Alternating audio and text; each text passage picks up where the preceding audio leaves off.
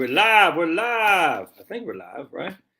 All right, so let's do a live stream here. Oh, Pablo, hold on a second. Bob's killing me. All right. Ooh, I'm sweaty. I'm sweaty, Betty. I'm getting a colonoscopy tomorrow, so I haven't eaten all day. Look at it, I'm sweating. Just got back from a walk. One of my the guy called me, concerned about the markets. So I said, let's talk about this. I want to chat with you guys a little bit.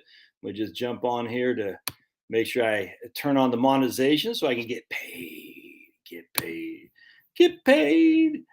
drinking some shade, cooling the lemonade. That's Dougie Fresh.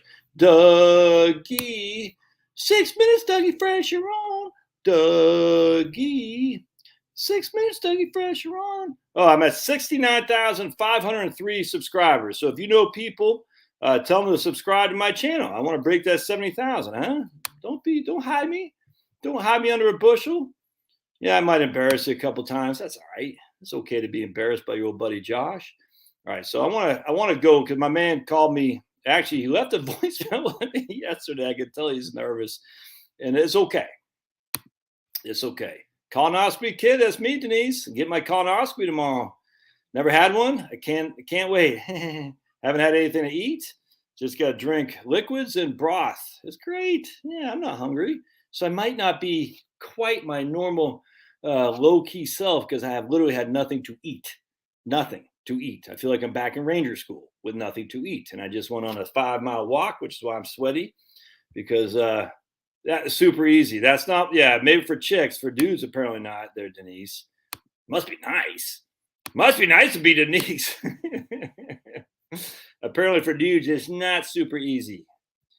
So I'm not looking forward. I'm glad you're doing okay, Denise. That's good stuff. I hope Kim is here. She was here last week. She wasn't here this week, and she was asking about you. But Kim's had some trying times herself, as we all can attest to. So I was just thinking about Kim this morning, seeing how she's shaking out. But all right, so I'm going to post this video about the intelligent portfolio here at Schwab here in just a second. My friends, do not forget where you were a couple years ago in terms of your investments. I said this last night's live stream. The markets, think about where you were a couple years ago. Please, I'm begging you, please. Whoa. Oh boy, I gotta get ready to take my the stuff you gotta take for colonoscopy. That crap drink, I gotta take that here in a little bit. But I oh wait, no, I gotta take that medicine. That's what I gotta take. All right, so I'll take that here in just a second. Please, where were you 3 years ago? Where were you? All right, where are you now? There's no way you're down unless I don't even know what you could have been in. The Kathy Woods, the only thing I could possibly think. So I'm sorry, but my sympathy is limited for someone who's down 5 to 6%. I just canceled yours. Lynn says, I just canceled yours and don't think I'm ever going to do it. Lynn, are you a dude or a chick? I think I can't remember. Anyway, so I've had my man I was talking to today said they put too much oxygen in him and he was in a bad place. And then I had another guy I was talking to who said, yeah, it sucks, man. And then my wife, no big deal. But of course, women have colonoscopy. Yeah, right on, Lynn.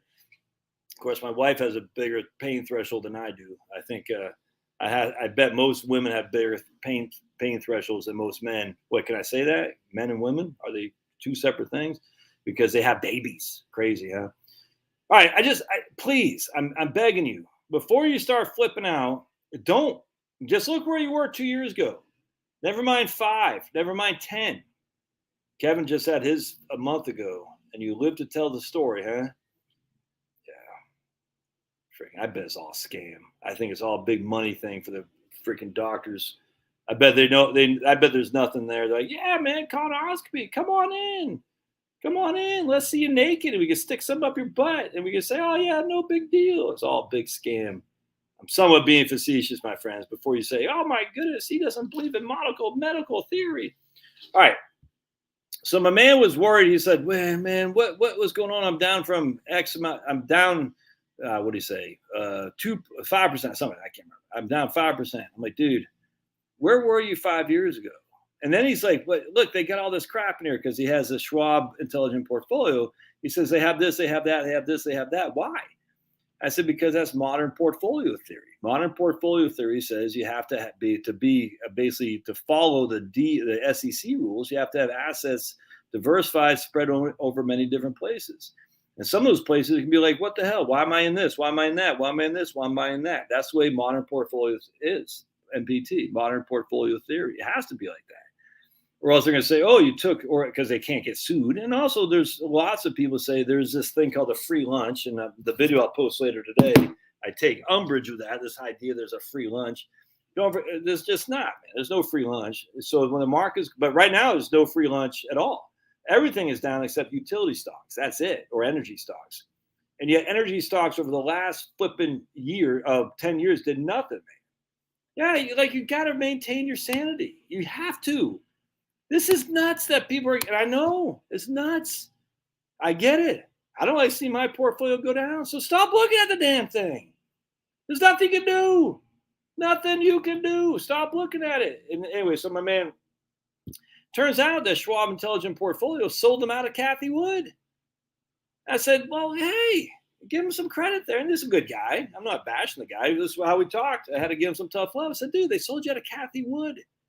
Come on. Yeah, exactly. Angel Perez says markets, people have to understand markets go up and they go down. People do know that. It's just when they go down, they get nervous. And I said, it's funny. Have they changed anything in terms of international emerging markets holdings, other than they fired some money managers and bought some other, but they were in international emerging markets before too. So why didn't you care about it before? Because the markets weren't going down. So when the markets go up, no one cares. When markets go down is when people freak out. And I said, look, there's nothing you can do, man. Even my Wellington's down about 20%. What are you going to do? Hide in CDs? That's nothing wrong with that. But why do we, right on, keep your sentiments in reach? Why did you buy to begin with? But I cannot go back, stop stressing the idea of going back to where you were 5 years ago. And then he said, look, I'm not, again, this isn't a bash. If my man's on here, I love you to death. I'm just saying, then he said something that was bothersome too. In a good way. Bothersome because I could, basically beat back some of the fear. He said, man, but why am I in this other stuff? These things didn't get, they haven't beat the S&P 500. It's like nothing like the S&P 500. Nothing has beaten the S&P 500. I said, that's not true. He goes, well, according to my charts, I said, what's your time frame? He goes, well, I'm a long-term investor. I said, what's your time frame that you're looking back to see what's beating what the S&P 500 is beating? 2 years. I said, you can't do that. 2 years? What the hell? I said, come on, man. In my best sniffy Joe. But you can't do it like that. No, man. You got to look at it longer term. 2 years is nothing. If we're going to be buying investments based on 2 years,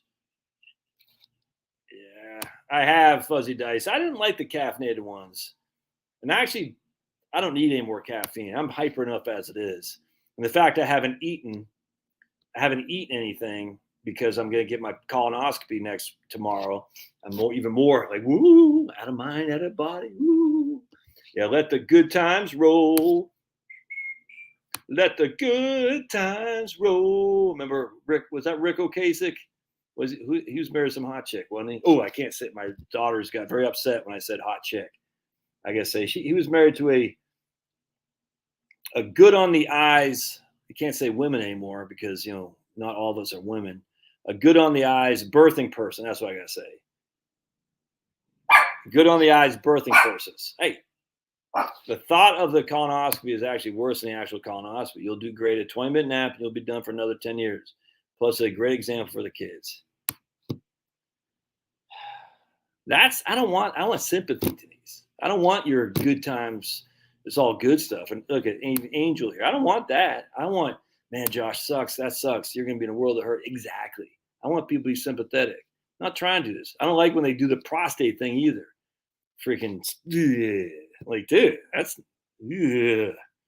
that's why I know that some people are born that way, because that's not a good feeling. Let's just put, if you know what I'm saying, that's not a good feeling. There's no way people are attracted to that, because it's like something's where it's not supposed to be, and now I don't feel good. Eye candies too. You got to be more politically correct than that. You got to be more politically correct. Birthing persons is a good way, but how do you define a a birthing person that's attractive. You say that, oh, I know, that intelligent birthing person. There you go. Because remember, she's intelligent. She's brave, brave and strong. Because all brave and strong birthing persons. Person. Ooh, what do I think about prefers now? Ooh, that's a great question. I haven't thought about that. Let's take a gander. I bet they got hammered, but I bet they're probably attractive. Let's look at let's look at PFF. Oh man, come on. Let's look at PFF. Let the good times roll. All right, I'm just gonna. Oh, I'm gonna sneeze. Actually, let's go to Market Watch. Oh, I just love too when people say buy the dips. I'm like, well, how are you buying the dips, man? What are you buying the dips with? Oh, by the way, don't forget Schwab Intelligent Portfolios. They keep 7 to 10% cash. I bet all those people are griping about Schwab Intelligent Portfolios. All that cash aren't griping anymore. I just, my man wasn't griping about it. Who I'm talking about. My man was fine. He just asked me, hey, look, Josh, what do you think? I said, I like it. I got no qualm with it. I don't own it, but I got no qualm. I said, the best, now this guy managed his own portfolio. So the best thing you could do is, just go back to managing it or just stop looking at it. Let's take a look at PFF.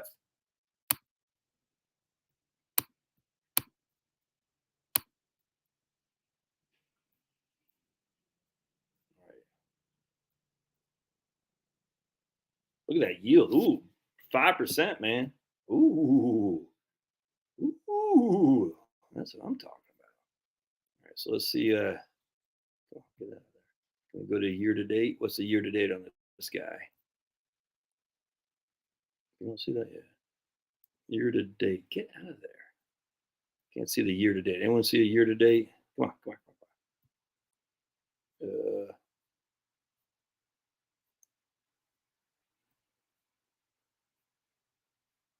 come on. Anyone know what the year to date is on preferreds on PFF? See if anyone's got any notes on that.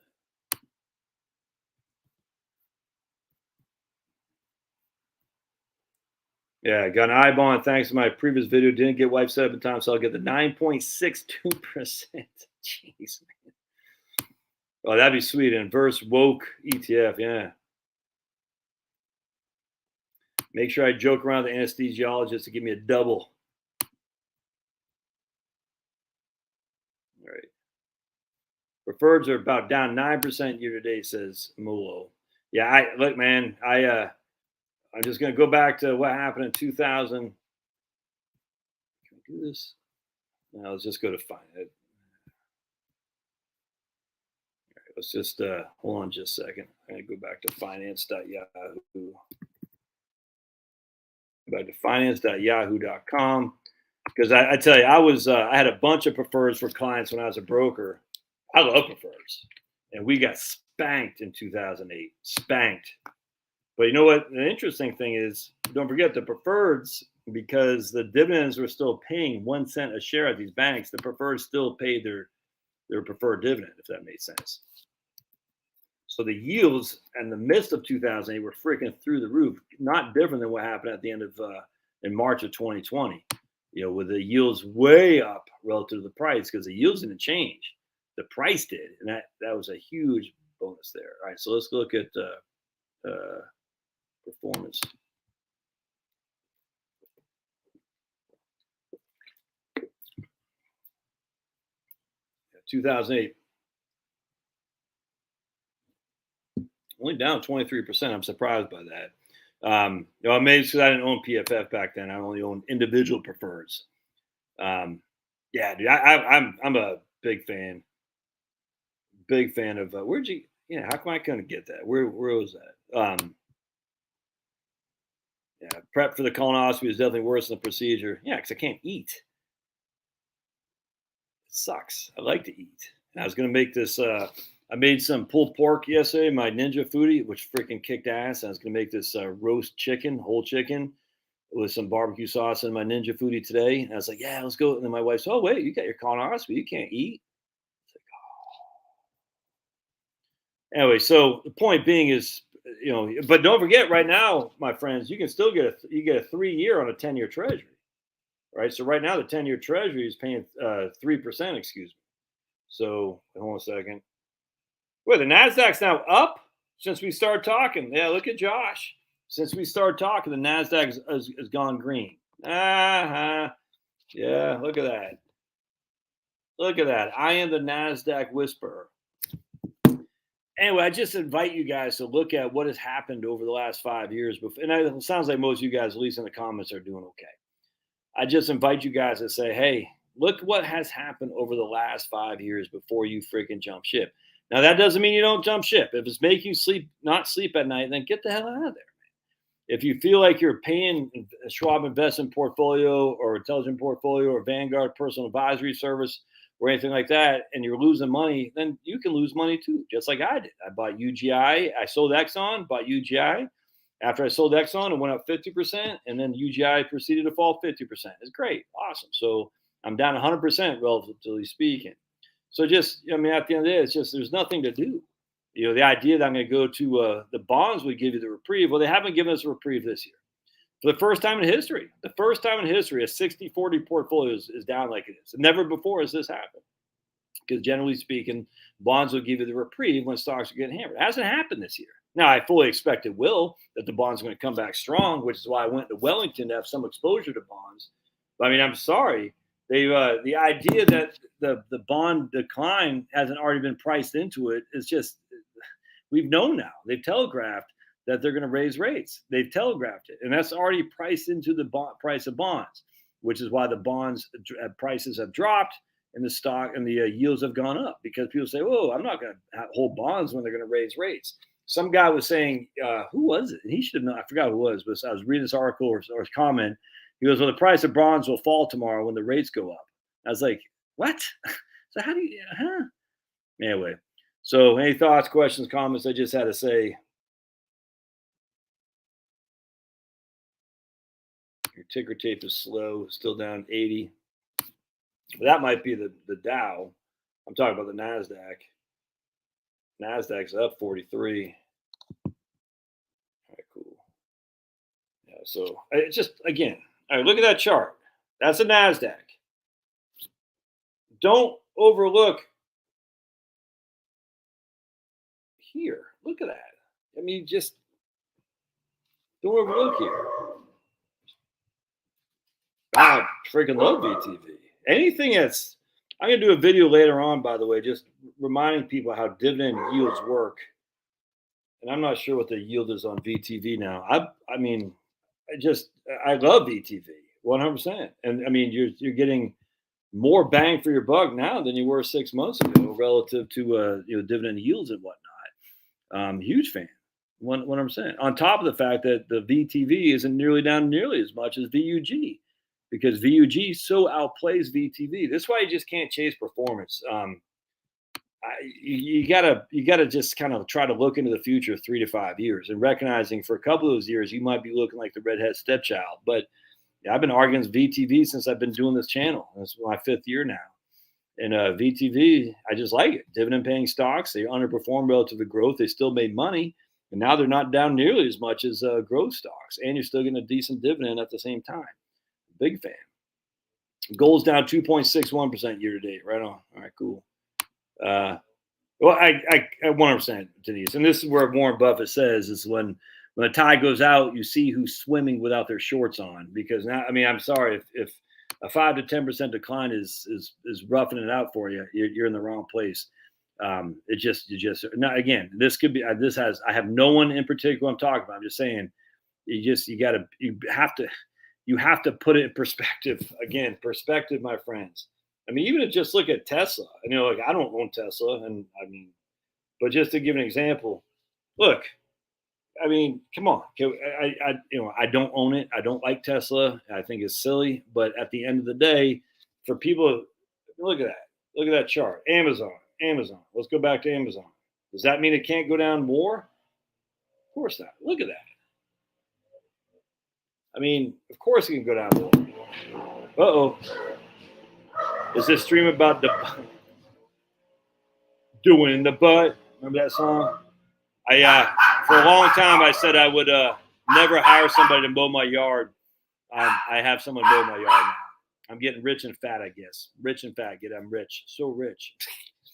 But I don't want to mow lawns anymore. I did that as a kid. I did it when I had no money.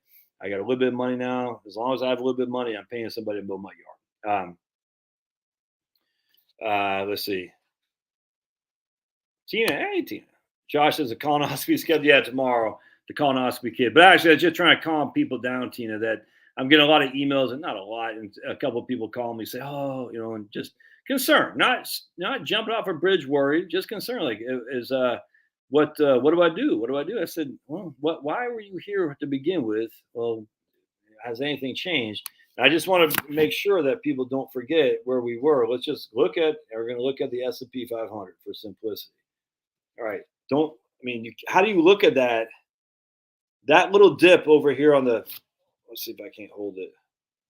That little dip right there. How do you look at that and say I'm getting hammered? I don't know how you do that. Look at that.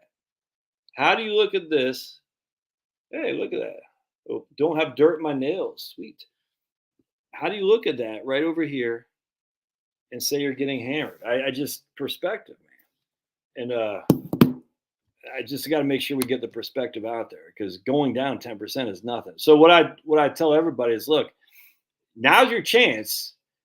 If you're thinking that the markets are doomed because of Biden, or doomed because of Putin, or doomed because of too much money, or doomed because of Jerome Powell, or doom, now's your chance to get out with just taking a cut. You're not even sliced up. You just got a small cut on your wrist. That's it. Now, I think that's stupid, depending on where you are in your investment world, in your investment time frame. But now's your chance. Because right now the market has said, "Hey, look, we aren't joking. There is downside risk. You're down 10%. Flip and do. Now's your chance to get out while you still can retain the entirety of your portfolio, essentially. So, because we could easily go down another 20% on top of where we are, easily. It's happened. So you got to say to yourself, oh, can I ride this out? Or can I just go stay in there? All right. So let's say you get out, what are you going to do if and when the markets go? When are you going to get back in? That's the thing. You got to have a strategy on both sides, the sell and the jump back in. And maybe you never jump back in. That's fine. But you say, okay, I'm getting out now. When I'm getting back in, when the market drops. What if the market doesn't drop? Okay. See, no one has a thing for what the market doesn't drop. What do you do? So let's just say the S&P 500 is at 4,000 for simplicity. I'm going to get out. I'll come back in when it's down 30%. So I'll get back in when the S&P 500 is down at 2,800. We'll just use that for example. All right. What if it goes to 4,500? You get back in then? Does that make any sense? Because isn't the S&P 500, if it's risky at 4,000, that much more risky at 4,500? Well, I'm certain the markets are going to drop. Okay, what if they don't? Do you stay out until they do get to 2,800? 8, 9, 10 years from now, if that ever happens? I don't get it, man. I don't get how you say I'm going to get out and I'll get back in when. Yeah, Kenny loves mowing his yard. Yeah, see, that's the thing, though, Kenny. I don't have a real job, so I get a lot of my thinking done in the morning. I get you, though. My job is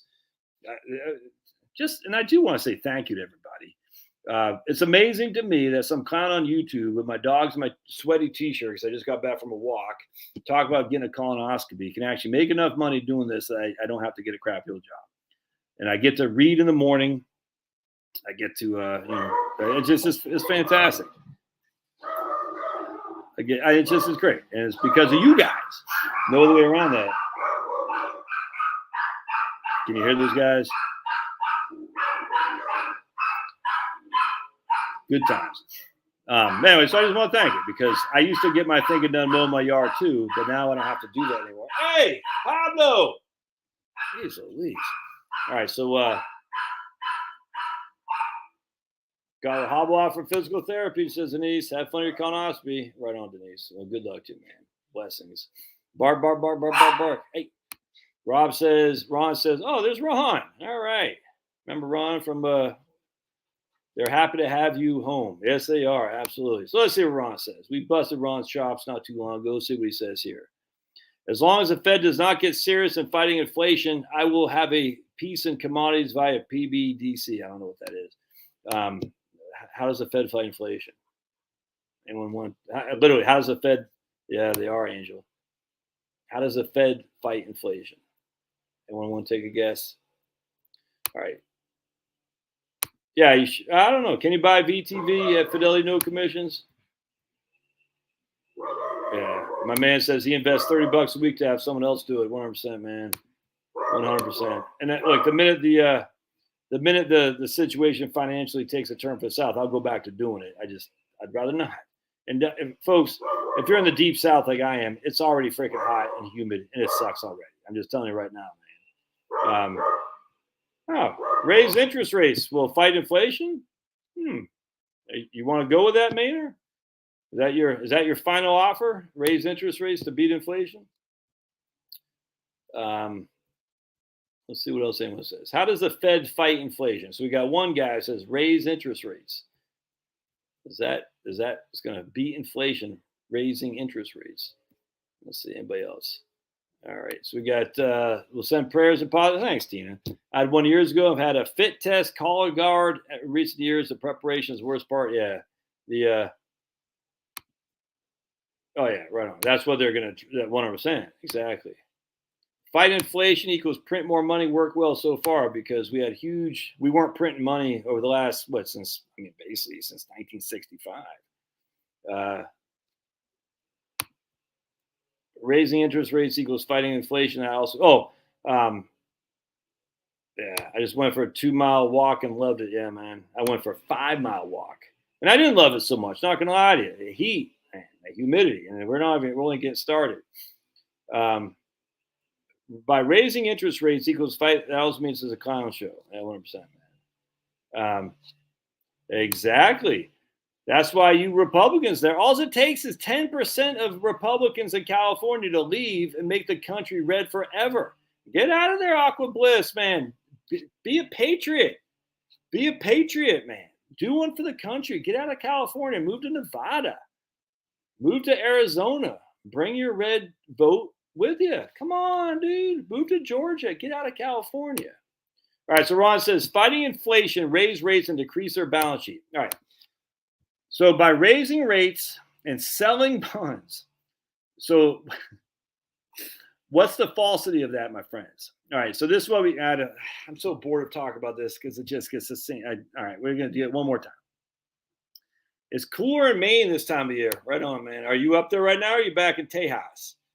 Come to Maine. I'm actually, I don't want to say anything now, but let's just put it this way. I got something on the agenda pretty soon. Wow, the longest and coolest spring in Phoenix in my 20 years here. Too bad you guys are all going to not have any water. You're going to die of thirst. All right, so just real quick. The fallacy of the fight inflation and reduce the balance sheet is that it assumes that the money is churning out there. It's not. The velocity of money is not there. Again, for the 1,000th time, man. Whip inflation now, said Jeremy. Right on, man. 89 in Texas. Right on. Let's just... Still ice on my lake in Minnesota. Holy crap. Look at that. Still ice on this Minnesota lake. Damn, that's nuts, dude. Yeah, that's a little bit too much. What's going on in Maine right now, Jeremy? You guys, getting snow? All right. And so what everybody and their mom is going to think is that the markets are getting crushed. They have to do something. You don't have to do anything. I'm going to show you a video. Well, actually, I can show it to you. Let's see if I can't find it.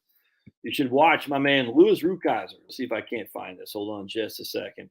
Wall Street Week. After Black Thursday. Wall Street Week. Was it Monday? Black Monday. Black Monday? Yeah. Right here. All right. I'm not going to show it to you because I'll get dinged. Wall Street Week, Lou Rukeyser, right here. I invite you to watch this and see what the arguments are right there. And people got out, people did all kinds of stuff, and what did they miss? And you're going to see the same arguments that they made back then about why to get out. And Lou wasn't saying that. My man Lou Rukeyser wasn't saying that. He said, don't just do something, sit there. Don't just do something, sit there. Why are you in the position you're in to begin with? Why? Why are you in the position you are to begin with? Well, because you bought these holdings. Has anything changed? Anything? You're gonna say high inflation, sniffy Joe? Huh? Oh man, come on, come on. It just again, I just can't. Again, unless you are within a year or two of retirement, you got no, or just a year or two in retirement, you got no cash. By all means, get out. But so you got to say to yourself, if the markets go down 30 more percent, can I handle that? If the answer is no, you should get out because it could happen. It could happen. That's all there is to it. Maybe 25%. All right. Let's see. No snow in central Maine. Western Maine got a little snow a week ago. A displaced Hoosier is an economist by training. I confirm the only part that makes sense is supply demand curves. The rest is just wishful thinking. They can't fix it. Yeah, 100%. I could not agree more with my man, displaced Hoosier. The Fed can't fix it, but they can certainly screw it up more. 100%. All right, so just watch my man. Yeah, Lou Rukeyser. Love that guy. I used to watch with my dad. Of course, my dad had no money, but I think he liked to live vicariously to tell people that, yeah, I'm investing in this. I saw on the Lou Rukeyser show. I'm sure that's how he did it. But anyway, just going back in, Lou Rukeyser. Type it in into your YouTube thing. This is why YouTube, I tell you, man, still kicks ass because you can look up this stuff. Lou Rukeyser, Wall Street Week, Black Monday. Just type that in and you're going to find my man Lou. All right, so let's see. I just want to show you the velocity of money again. Fred, U.S. velocity of money. And you will see that is the money, the liquidity. So the Fed buying back its bond or selling the bond, buying back the bonds, reducing their balance sheet. That's what it's selling back their bonds, take the money out. It's not going to do anything because I'm going to show you, man. The velocity of money isn't there anyway. Let me show you here real quick. The reason you do that is to get liquidity out of the economy. Well, the velocity of money, there is no the liquidity is there, but it's not changing hands. This is what people don't. I can't believe people don't get this. I've only said it 1,000 times. Velocity of money is right here. Just look at Japan. It's the same flipping story over and over and over again. Yes, we have tons of liquid cash sitting out there, but it's not in the economy. It's literally not literally, but it's basically in the bank's vaults in ones and zeros in a computer terminal. So by the Fed buying back the bonds, selling the bonds, buying back the bonds. So they're buying, selling the bonds. Yeah. By the Fed selling the bonds, we're taking back the cash. It's not going to change anything. The velocity of money is still here. So just because the banks have the money, it's not in the economy. And by Feds raising interest rates, it doesn't mean anything because what happens is, going back to Japan, people aren't borrowing as much, man. Oh, 100%, Angel. If one gets out of the market, 100%. It's time in the market, not timing of the market. So let me just show you my favorite chart of all time. Hold on a second. Who's that? I'm just doing an emergency live stream real quick. All right, let's see if we can't find this chart here. Hold on just a second. You'll see this chart.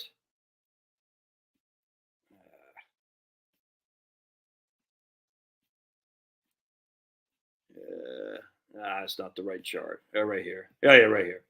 I like this.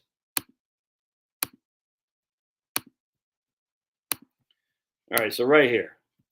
Annualized price returns of S&P 500, March 20 to March 2020. The compounded annual growth rate, 4.78. That does not include dividends because it says price returns. You missed the 10 best days. The 10 best days, you went from 4.78 to 0.81. You missed the 20 best days. You went from 4.78 to negative. You missed the 40 best days. Look at that. And people say all the time, yeah, but what if you do it if you miss the 10 worst days? Okay, that's market timing. And I hope good luck to you, man. Good luck to you. Market timing is I'm going to get out and get back in later at a better time. When's that better time? The markets go down because I want to miss the 10 worst days. All right. And if you do that, what's the likelihood you're going to be right on both sides? It's just not high. It's just not. Anyway, all right. apathy. Did the Mayans tell you that? Right on, Jeremy. Jeremy, saving what he can to pay off his student loans, along having a car emergency funds. Yeah. Simon Property at 50. What's Simon Property doing? I mean, the mall people, man. All right. Looks my other daughter. I'm gonna get out of here, man. Got my daughter came from. Maddie, you want to say hi to the live stream? All right. So just don't worry. There's nothing you can do about it. Huh? My daughter Maddie, who's getting ready to graduate on Saturday from Georgia Tech, just said hello. Georgia Tech graduation. Pretty cool, man. With a degree in computer science. She's going to go to grad school and study computer science in grad school. Study computer science. All right, my friends, can get out of here, man. That's right. Me too. 100%. Appreciate y'all. God bless. Thanks again. See you now. Oh, Pablo. Oh.